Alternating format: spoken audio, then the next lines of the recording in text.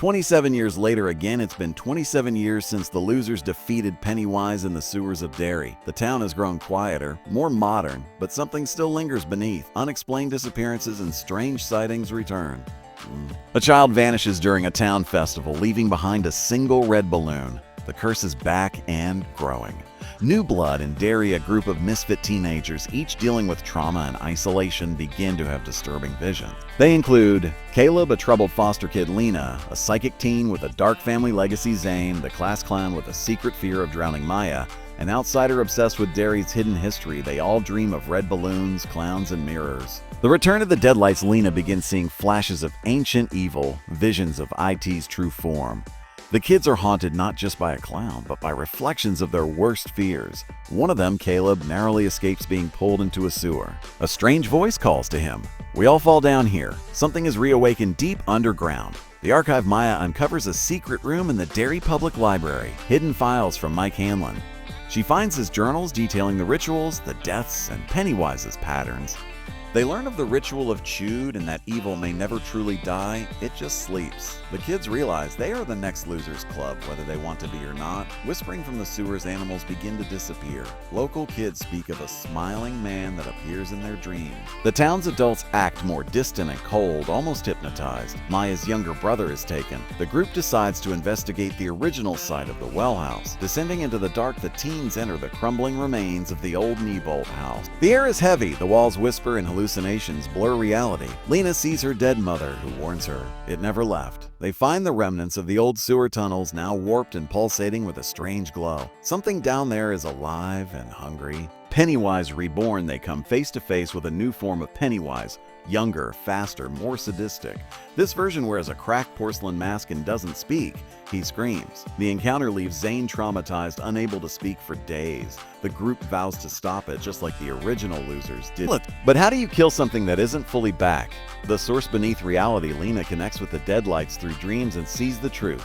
Pennywise is a fragment of a much larger cosmic entity. It is feeding on intergenerational trauma, growing stronger with each forgotten death. She also sees glimpses of the macroverse and the turtle Maturin trying to reach her, but she cannot understand it yet. She fears she's going insane. A survivor returns. A surprise character appears. A middle-aged survivor not killed in Chapter 2, possibly Audra, Bill's wife or Stan's sibling, who returns to Derry after sensing the evil rise. They confirm what the kids fear. It never really died. They also bring knowledge of the ritual and an old relic called the Shard of Sight. This relic may reveal Pennywise's weakness. Division in the group, tensions rise. Caleb wants to leave Derry, Zane wants to burn the town down, Lena is obsessed with the supernatural, and Maya wants revenge. They fight and split up after another close encounter nearly kills them. Pennywise appears in multiple forms: a burning bus, a mirror maze, a monstrous spider. It thrives on their fear. The feeding begins, children begin disappearing night. The adults are now fully under the entity's influence, oblivious and uncaring. A red balloon parade floats through town with no source. The teens realize they have limited time before the whole town is consumed. They regroup with a new plan. Ritual of Chüd 2.0, they attempt a new version of the Ritual of Chüd using Mike's journal and Lena's psychic connection. They chant in the sewers, confronting visions of their worst memories. But Pennywise twists the ritual, showing them alternate fates and forgotten deaths. Lena is nearly pulled into the Deadlights. They fail, and Pennywise now knows who they are. The final transformation, Pennywise begins evolving. He fuses with the sewers, becoming a towering, warped form that stretches across the underground like a living maze. The kids become separated. Each one faces their greatest fear, alone. They must survive and choose to forgive themselves in order to escape. Maya's vision. Maya finds the old relic and with it sees visions of the original Losers Club, Bill, Beverly, Mike. They urge her. Remember, can't survive unity. She guides the group back together. Their bond must be stronger than fear. They unite in a circle and face Pennywise's core once again. The final battle, the creature attacks in its most grotesque form, an amalgam of all its victims. The kids fight using light, memories, and pure willpower. Lena connects to Maturin, the guardian turtle, and channels a psychic pulse into Pennywise. The sewers begin to collapse. One member is gravely wounded. Caleb sacrifices himself to save the others, luring Pennywise's final form into the collapsing core.